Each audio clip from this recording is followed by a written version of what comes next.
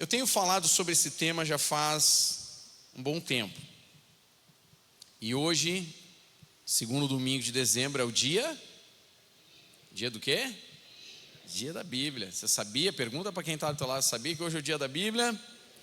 Desde 1948, instituído o segundo domingo de dezembro, o dia da Bíblia. Um dia importante, não pelo dia em si, a gente entende que é só parte de um calendário, mas esta lembrança é importante.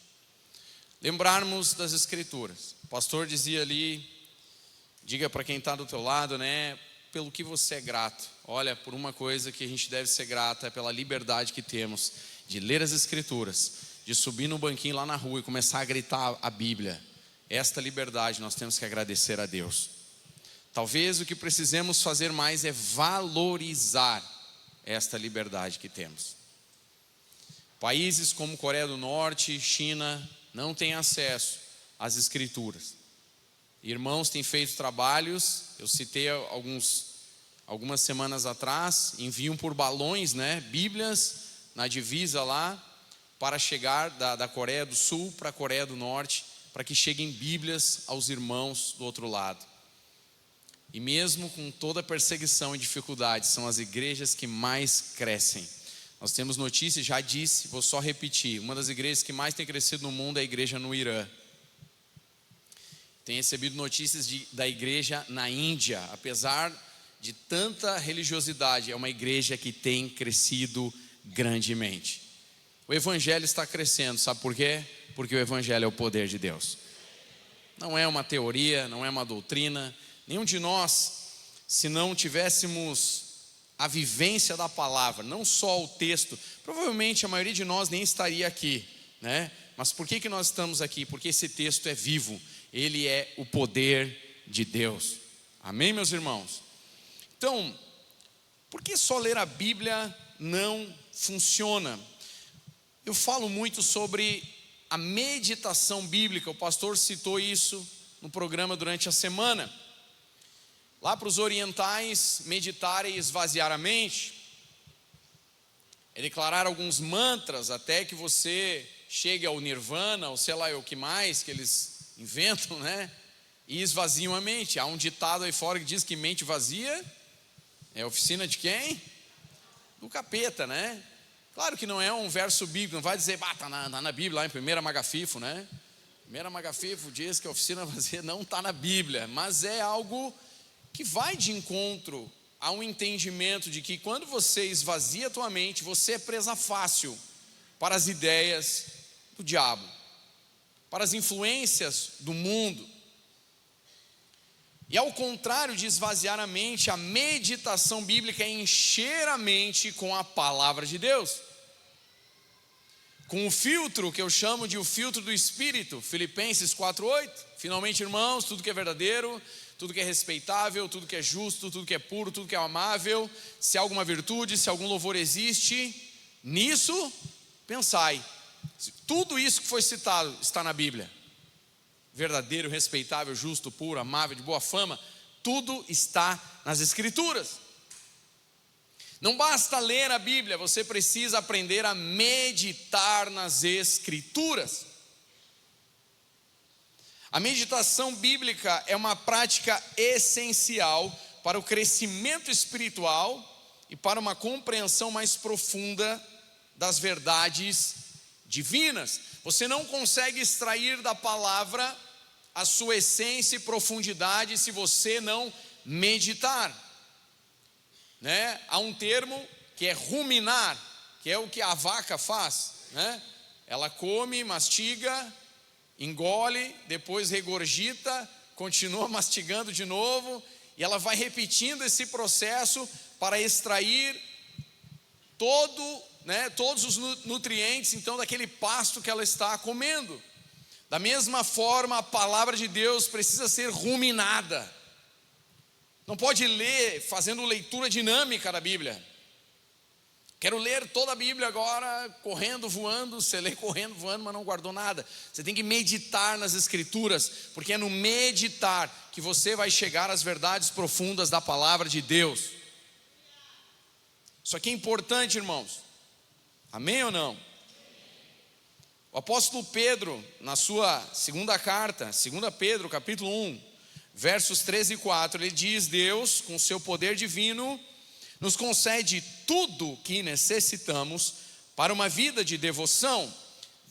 Perceba uma coisa: Deus, no seu divino poder, na sua divina sabedoria, na sua graça, Ele nos concedeu tudo o que é necessário para vivermos uma vida de devoção.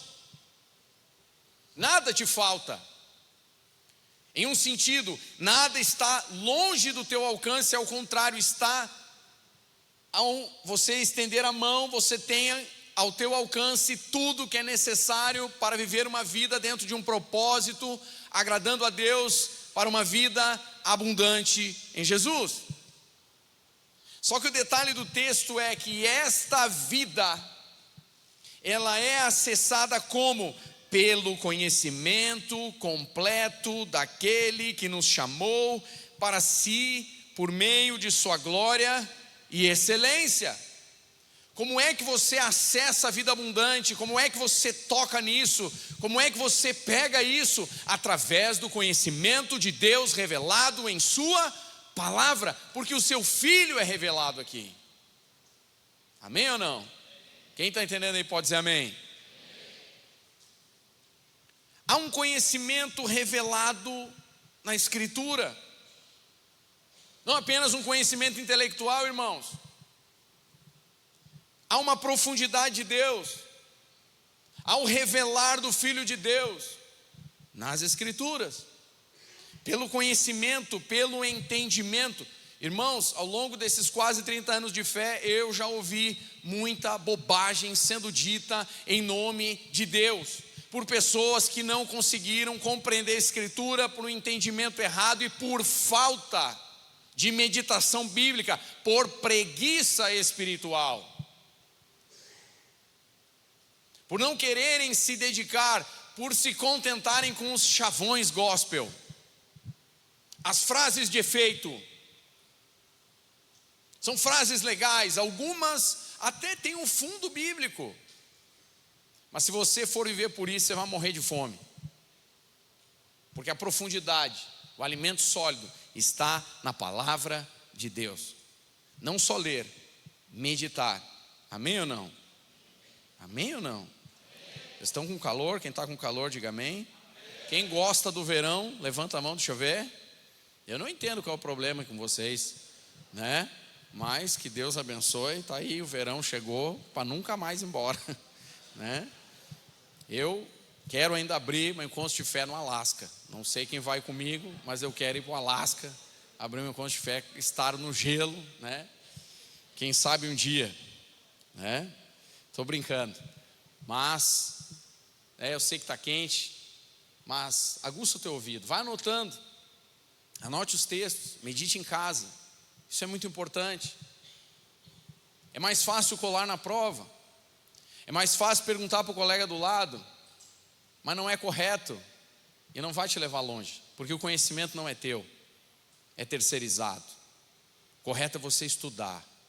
Quando chegar a prova, você vai ser aprovado com louvor, porque a palavra está no teu coração. Nós precisamos meditar nas Escrituras. Amém, meus irmãos? Então, esse conhecimento nós temos acesso, mas nós precisamos estender as mãos. Veja, tudo aquilo que era necessário Jesus fez na cruz. Ele disse: está consumado, está feito. Tudo que era necessário ser feito para o ser humano foi feito. Agora o ser humano precisa se jogar na palavra, conhecer a Deus. É interessante essa forma de agir de Deus. Ele fez tudo o que era necessário para termos uma vida abundante, mas Ele não faz as coisas por nós. Ele fez tudo o que era necessário para nós, mas agora nós precisamos nos mover, nos voltar, nos dedicar. Assim como para passarmos em uma prova, nós precisamos nos dedicar. Então, meditar na palavra, irmãos, é muito mais do que ler. Trata-se de absorver, entender, aplicar. Amém ou não? eu falo das 4 fases da meditação bíblica. Eu sei que já falei muitas vezes, mas nesse dia eu acho tão importante revisitarmos esse tema. As 4 fases da meditação bíblica: leitura, memorização, revelação e prática. Diga comigo: leitura, memorização, revelação e prática. É claro que aqui é uma forma de sintetizar isso. Aqui não encerra o assunto, claro que tem tantas outras coisas, mas é uma maneira de você sintetizar isso, compreender como meditar na palavra de Deus. Cada uma dessas fases é como um degrau de uma grande escada que está te levando a uma revelação maior. Deus está no final da escada. O Senhor Deus, em seu Filho Jesus, está no final da escada te esperando. Cada degrauzinho que você está pisando, você está crescendo nesta revelação e neste encontro cada vez maior com Deus. Para que vivamos esta vida alinhada à vontade de Deus, com propósito. Não só isso, mas oferecendo a você ferramentas para que você possa no dia a dia vencer tudo, permanecer inabalável, agradar a Deus. Amém ou não? Quando a gente fala da leitura bíblica, é óbvio que para você meditar você tem que começar lendo. E aqui entra o ponto para todo bom brasileiro. Brasileiro não gosta de ler. De maneira geral, nós não gostamos de ler. Ler é difícil, ainda mais nesse mundo pós-moderno, ainda mais com esse negócio apitando o tempo todo. É muito mais fácil você ficar 2, 3 horas rolando o feed do que você parar 15 minutos e ler a palavra. Muitas vezes você vai ler e aí você pensa: será que eu botei o lixo para a rua? Será que eu paguei a conta de luz? Será que eu passei pano no quarto? Será? E a gente fica indo e voltando e não consegue ler a palavra de Deus. Mas eu volto a dizer o que eu disse semana passada: tudo aquilo que é importante para nós, a gente dá um jeito. A gente dá um jeito. A gente se esforça. E Deus vê quando você se esforça. Jesus disse: o reino de Deus, desde os dias de João Batista, é tomado por esforço, e aqueles que se esforçam se apoderam dele. Em outro momento eu já expliquei aqui esse texto. Não está falando de salvação aqui. Aqui o reino de Deus é só você ler o contexto. Não está falando de salvação, né? A salvação não é por obras, é graça. Você põe fé na obra de Cristo. Aqui Jesus está falando desta vida abundante, do mover, dos sinais, do profético, do sobrenatural. Aí sim é necessário dedicação. Aí sim é necessário um esforço para tocar em toda esta vida no poder de Deus. Então a leitura é o ponto de partida. E o Salmo 119, 105 diz: a tua palavra é lâmpada que guia os meus passos e luz que ilumina o meu caminho. Isso aqui mostra que a palavra de Deus, ela nos dá orientação e luz em um mundo cheio de escuridão. E não é à toa que muitas vezes chamamos o inimigo de trevas. Ah, pastor, lá onde eu moro tem um trevão, tu não sabe. Ah, lá o negócio é complicado. É por isso que você está lá, você está brilhando no meio da escuridão. A luz foi feita para iluminar a escuridão. E é por isso que você está lá. Eu sei que muitas vezes nem sempre é fácil. Eu sei. Mas persevere, continue orando, buscando a Deus. Amém? A palavra de Deus é uma luz que brilha no meio da escuridão, que nos dá orientação, que nos conduz.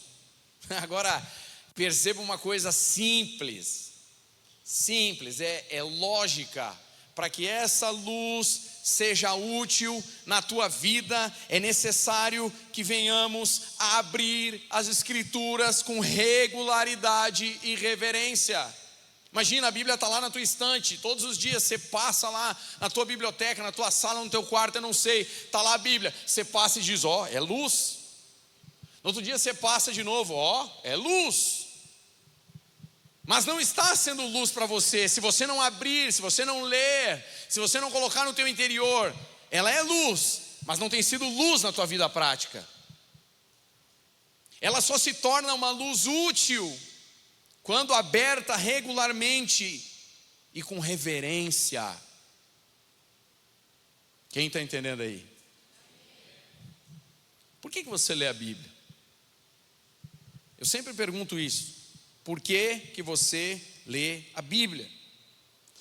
Aí alguém pode responder, eu leio porque tu disse que eu tenho que ler, porque o pastor disse que eu tenho que ler. Eu leio porque me disseram que é bom. Eu leio porque eu sinto uma paz. Falei igual o Henrique Cristo, uma paz, papai, né? Uma paz. Eu sinto uma paz. Claro que você vai sentir paz, é óbvio. Mas será que a Bíblia é feita para você ter esses momentos de paz e o resto da tua vida continuar? Quem sabe uma bagunça? O que você está lendo a Bíblia? Eu estou buscando uma bênção, estou fazendo que nem o Jacó, né? Jacó segurou o anjo, não deixou eu subir.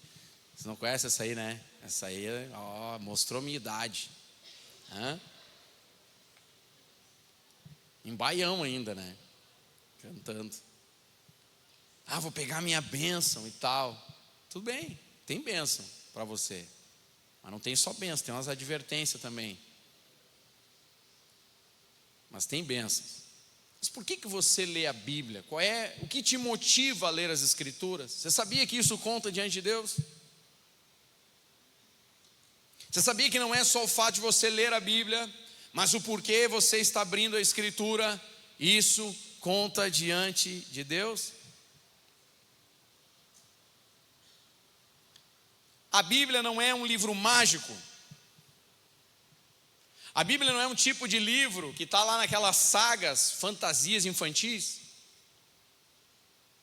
né? Já pensou, se abre a Bíblia daquele timbalim, assim sai um... A Bíblia não é um livro mágico, esotérico. Pastor, eu ponho a Bíblia aberta lá no Salmos 91. Está lá aberta, um pó tremendo, você passa a mão assim, deve estar um pó que mostra que ficou lá anos, né? A Bíblia está aberta no Salmo tal. O diabo não tem medo disso. O diabo conhece muito bem a Bíblia. Ele a viu sendo escrita. Conhece às vezes muito melhor do que muitos crentes. O diabo não tem medo disso. O diabo tem medo de crentes que vivem a Bíblia, que têm a Bíblia no seu interior, que abrem a sua boca em fé. Desses ele foge. Desses ele está debaixo dos seus pés. A Bíblia não é um amuleto. Algumas pessoas acham que não, a Bíblia, vou deixar aqui aberta. Não, ela não é um amuleto. Em João 5,39, o Senhor Jesus repreende os fariseus, aliás, homens que estudavam a Bíblia, conheciam as Escrituras, doutos do saber, homens ilustres, mentes brilhantes. E o Senhor Jesus os repreende dizendo: vocês estudam cuidadosamente, examinam as Escrituras porque pensam ter nelas a vida eterna. Pois bem, o pois bem é meu, tá? Não está no texto. E são as Escrituras que testemunham a meu respeito. Perceba a nuance desse texto. Jesus está dizendo, sim, vocês estudam as Escrituras, ele não corrige o fato, está correto. Vocês examinam, porque creem que nela está a vida eterna. Pois bem, a vida eterna sou eu, Jesus estava dizendo. Mas vocês não me reconhecem. Sabe qual é a tragédia desse texto, irmãos?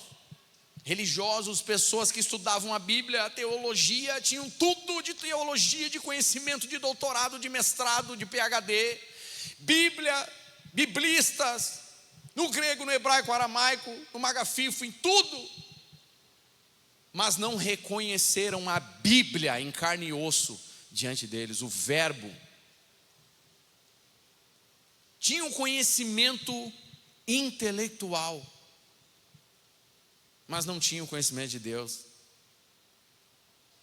Quando eu falo isso, parece, pastor, ele não quer dizer o conhecimento de Deus, ele está longe. Que nem diz o gaúcho, está longe então. Pelo contrário.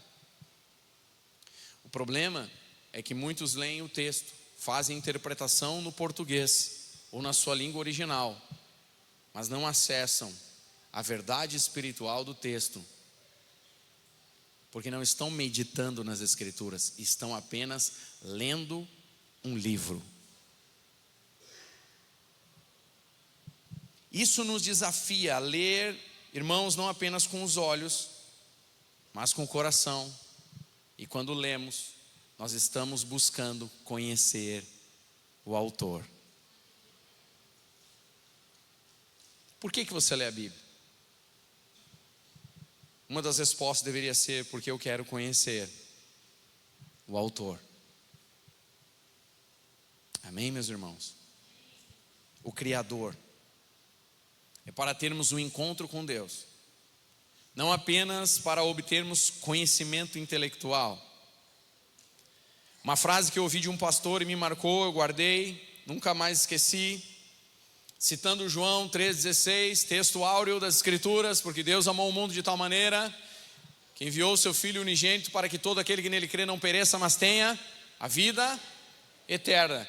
Perceba, eu já disse e repito, Deus te amou tanto que enviou o seu Filho. Ele não enviou um livro, ele enviou o seu Filho, porque a Bíblia tem a ver com relacionamento.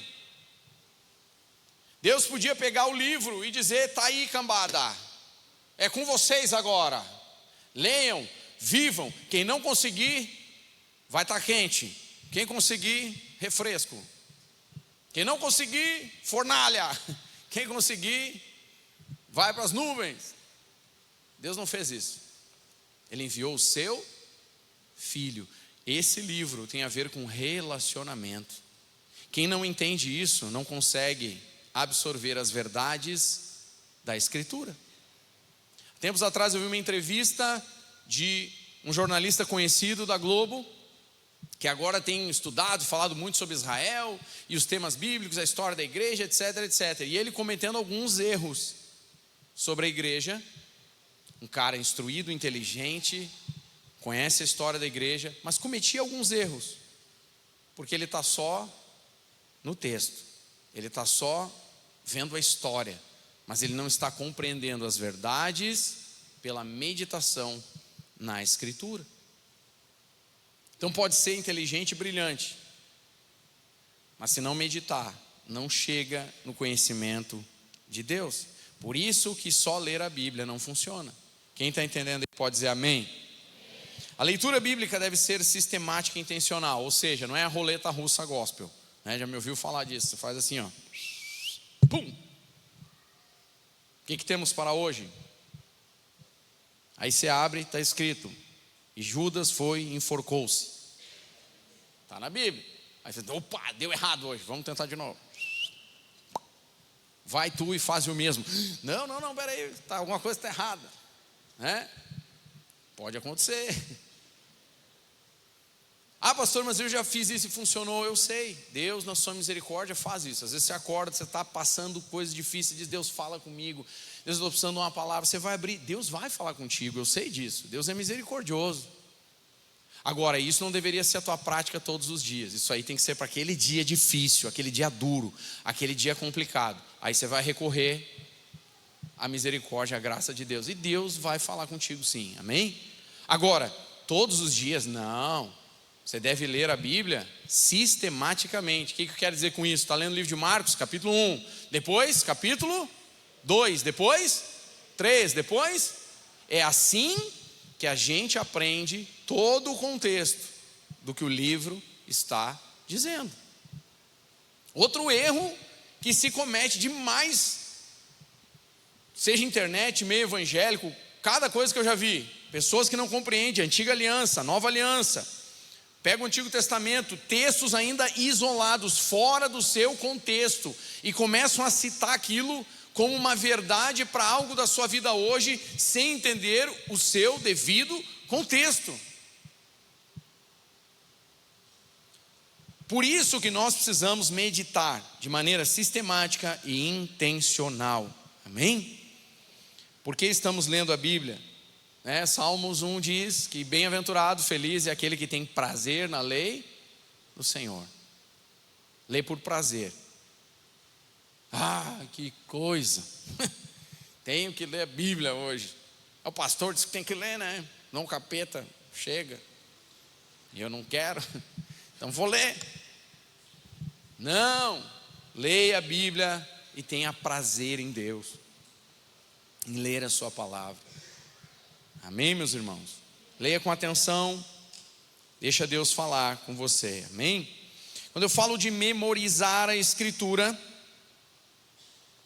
eu não vou conseguir falar todos os pontos hoje, mas não tem problema. Quando eu falo de memorizar as Escrituras, memorizar, irmãos, deveria ser um dos maiores investimentos que nós deveríamos fazer para o nosso crescimento espiritual. Salmo 119, versículo 11 declara: guardei a tua palavra, aonde, meus irmãos? No meu coração. Não foi na estante, não foi no celular, não foi no tablet, não, eu guardei no meu coração, para não pecar contra ti. A memorização é um ato de guardar a palavra em nossa mente, em nosso coração, permitindo que ela esteja sempre acessível, mesmo quando não temos a Bíblia física à mão. Primeiro você começa lendo, entendendo: eu estou lendo por prazer, porque eu quero encontrar a Deus, eu quero encontrar Cristo. Agora você não só lê, mas você começa a colocar no teu interior, no teu coração.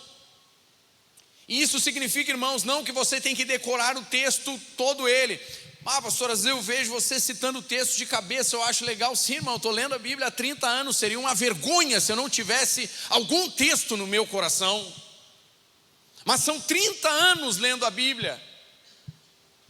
Quem sabe você está começando a fé, você não precisa memorizar o lá. Olha lá no Salmo 119, versículo 11, está escrito na versão NVT e não sei o que. Você não precisa decorar isso, mas você precisa decorar a essência do que o texto está dizendo.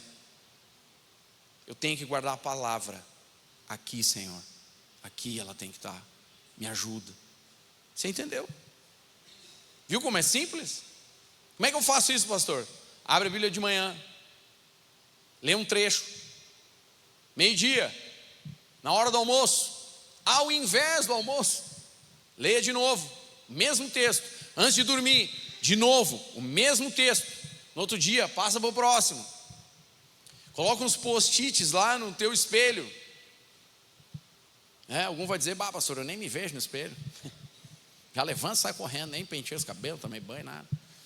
Aí é ruim, né? O crente devia ter um mandamento também, né? Tomarás o teu banhinho de manhã, para não atrapalhar o ônibus. Senhor, peço licença poética, né? Com todo respeito, mas de manhã no ônibus é ruim, né? Ainda mais no verão. Senhor, vivenciei muito isso na minha juventude, né? Pegando ônibus de manhã cedo, no verão, rapaz, eu já ia dizendo: Senhor, tem misericórdia do teu servo. Mas se você fizer isso, coloque lá no teu celular, repita durante o dia. Você está memorizando. Você pode até não saber citar o texto exatamente como está escrito, mas você captou o quê? A essência. Do que o assunto que eu li hoje estava falando? É isso que eu falo sobre memorizarmos o texto. Amém, meus irmãos? A direção, a orientação, a ideia básica por trás do texto. Tem um exemplo incrível. Mateus capítulo 4, abre aí. Mateus 4, a tentação de Jesus. A seguir, Jesus foi levado pelo Espírito ao deserto para ser tentado pelo diabo. Depois de jejuar 40 dias e 40 noites, teve fome. Então o tentador, aproximando-se, disse: disse a Jesus: se você é o Filho de Deus, mande que essas pedras se transformem em pães. Jesus, porém, respondeu: está escrito. Já pensou se Jesus tivesse que, peraí, deixa eu pegar um pergaminho, deixa eu achar Isaías aqui, deixa eu achar Deuteronômio, o que está escrito mesmo? Peraí, deixa eu pensar, vamos ver, capeta, só um pouquinho, deixa eu pensar aqui, como é que é mesmo? Já pensou? De pronto, Jesus disse: está escrito, citando Deuteronômio: o ser humano não viverá só de pão, mas de toda a palavra que procede da boca de Deus. Então o diabo levou Jesus à cidade santa, colocou-o sobre o pináculo do templo e lhe disse: se você é o Filho de Deus, jogue-se daqui, porque está. O diabo não brinca de ser diabo. O que o diabo está fazendo para Jesus? Citando a Bíblia. Tem uma frase que o pastor sempre diz, né, para algumas pessoas: tu está querendo ensinar o padre a rezar a missa, né? Está querendo, o diabo citando a Bíblia para Jesus. Está escrito: aos seus anjos dará ordens a seu respeito, e eles os sustentarão nas suas mãos, para que você não tropece em alguma pedra. E realmente está escrito no livro de Salmos.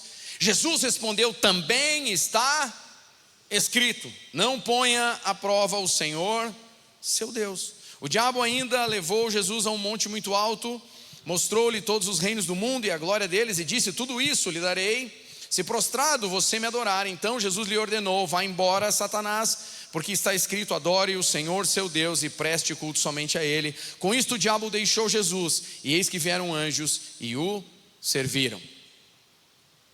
Perceba, meus irmãos, que ao longo dessa tentação, o tempo todo, Jesus tem a palavra no seu coração, está memorizado o texto. Ah, mas Jesus é Deus. Não se esqueça de Filipenses capítulo 2. Embora sendo Deus, abriu mão dos atributos divinos. Ele continuava sendo Deus, mas ele significa que ele por um período de tempo decidiu: eu posso utilizar o meu poder como Deus, mas não vou utilizar enquanto eu estiver aqui. Eu vou andar como um homem cheio do... Então tudo que você vê Jesus fazendo, Ele está fazendo como um homem cheio do Espírito Santo. Significa que você e eu também podemos fazer. Ah, então ele memorizava. Sim, Jesus memorizava as Escrituras, lia, colocava para dentro do seu coração. A memorização não precisa ser um negócio pesado, difícil, complicado. Comece com pequenos trechos. Algumas pessoas pegam aquele plano de leitura, é bom, organiza, não estou dizendo que não é, mas esteja tranquilo para mudar os planos. Ah, não consegui ler tudo hoje, fica em paz. Não vou conseguir ler a Bíblia em um ano, lê 1 ano e meio, lê em 2 anos, não tem problema, desde que você esteja guardando alguma coisa. O que adianta ler a Bíblia em 1 ano? O que você guardou? Não sei. Li tudo, e aí? Não me lembro de nada. Sabe? É melhor ir mais devagar então, mas memorizar, colocar no teu coração, amém? Então, ao longo do dia, vai repetindo os textos, peça ajuda ao Espírito Santo para que você possa guardar a palavra de forma duradoura aí no teu coração, amém, meus irmãos? Eu vou encerrar então com este ponto, que é a revelação do Espírito. A revelação é o momento em que o Espírito Santo ilumina os olhos do nosso entendimento. Não são esses olhos naturais, mas são olhos espirituais no nosso ser interior, aonde você lê o texto e o texto ele salta de uma forma diferente. Você não só fez a interpretação do texto no português, que talvez alguns precisem estudar, precisem voltar, né? Algumas pessoas perguntam, né? Ah, pastor, tu usa inteligência artificial, para que serve isso? Vou te dar um exemplo. Usa o ChatGPT, Gemini, qualquer um desses para estudar, por exemplo, interpretação de texto. Ele vai te ajudar, você vai aprender alguma coisa. Você sabia que às vezes eu deito e aí estou meio sem sono, eu pego o celular, abro o GPT lá e começo a estudar algum assunto, e eu vou fazendo perguntas, eu vou estudando, e eu pergunto o que os grandes nomes, fulano, beltrano, e vou citando autores, eles dizem sobre esse tema, cita para mim as fontes, eu quero saber. Eu vou estudando algumas coisas, eu já acordo no outro dia, aprendi alguma coisa nova. Esses dias eu estava estudando sobre termodinâmica, que viagem, né? Mas é umas coisas meio aleatórias, mas é a mente da gente, né? Que Aprendi alguma coisa. Por que não aprender isso? Esse é o primeiro ponto. Agora, a profundidade não está só nisso. Você precisa disso para começar. Mas você precisa da revelação do Espírito agora, para acessar a verdade espiritual. Em 1 Coríntios, capítulo 2, verso 14, Paulo diz: quem não tem o Espírito, não aceita as coisas que vêm do Espírito de Deus, pois lhes são loucura, e não é capaz de entendê-las, porque elas são discernidas espiritualmente. As coisas de Deus são discernidas espiritualmente. Nesse mesmo texto de Coríntios 2, Paulo fala sobre a sabedoria dos homens e a sabedoria de Deus. E ele diz: Deus se revelou não na sabedoria dos homens, mas na sua sabedoria. E isso aqui é o ponto, e eu faço agora a costura com o que eu falei antes. Não importa se você terminou o 2º grau, não importa se você conseguiu terminar, né? Antigamente, meu pai dizia: eu não completei o ginásio. Não importa se você não tem estudo, não importa se você não é uma mente brilhante intelectualmente falando, você não se considera alguém brilhante, não importa, porque algo Deus fez, Ele se revelou não no conhecimento intelectual dos sábios entendidos dessa época, Ele se revela na sua sabedoria, que sim, está acessível a todos nós. Eu acho isso maravilhoso. Imagina se Deus só se revelasse aos grandes QIs da história, ao Albert Einstein, Isaac Newton, homens célebres da história. Bom, então todos nós estaríamos fora do conhecimento de Deus. Não. Talvez homens brilhantes não tiveram acesso, não por causa da sua mente, mas por uma falta de buscarem. Porque está acessível a todos nós. Como? Pelo que nós chamamos de iluminação do Espírito Santo. Se você pedir: Espírito Santo, ilumina o meu entendimento, Ele vai iluminar. Você vai começar a entender a Bíblia.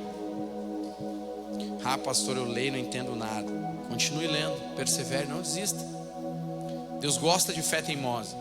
Mas antes de ler, ore e diga: Espírito Santo, me revela a tua palavra. Amém? O Senhor Jesus disse em João 16:13 que o Espírito Santo nos guiaria em toda a verdade. Quem nos conduz em toda a verdade é o Espírito Santo. Irmãos, aqui está o mapa. O tesouro é Jesus. Quem nos ensina a ler o mapa chama-se Espírito Santo. Ele revela, você lê e você se encontra com Jesus. E isso está disponível a todos nós. Quando nós falamos desse tema, inúmeros irmãos nos mandaram mensagem dizendo: olha, a minha vozinha não sabia ler, mas ela aprendeu a ler a Bíblia de maneira miraculosa. Porque provavelmente essa vozinha tinha uma fome de Deus. E ela disse: Deus, eu não sei ler, mas Tu é poderoso. E eu creio que Tu pode me ensinar a ler a Bíblia. E o Espírito Santo ensinou. E ela teve acesso ao conhecimento de Deus. Pode ser analfabeto, irmão. Põe em áudio. Escuta com atenção. Abre a Bíblia. Diga: Senhor, eu não sei ler, mas Tu és um Deus milagroso, um Deus poderoso. Me ensina a ler só a Bíblia então. Me ensina a ler. Ah, Deus vai fazer milagre. É acessível a todos nós, irmãos. Não é algo que está longe, está ao nosso alcance. Só que nós temos que fazer um esforço. Qual é o esforço que nós temos que fazer? Abrir a Bíblia todos os dias. Amar a Bíblia. De novo citando Wayne Grudem: quem lê a Bíblia conhece a Deus. Quem obedece a Bíblia obedece a Deus. Quem rejeita a Bíblia rejeita a Deus.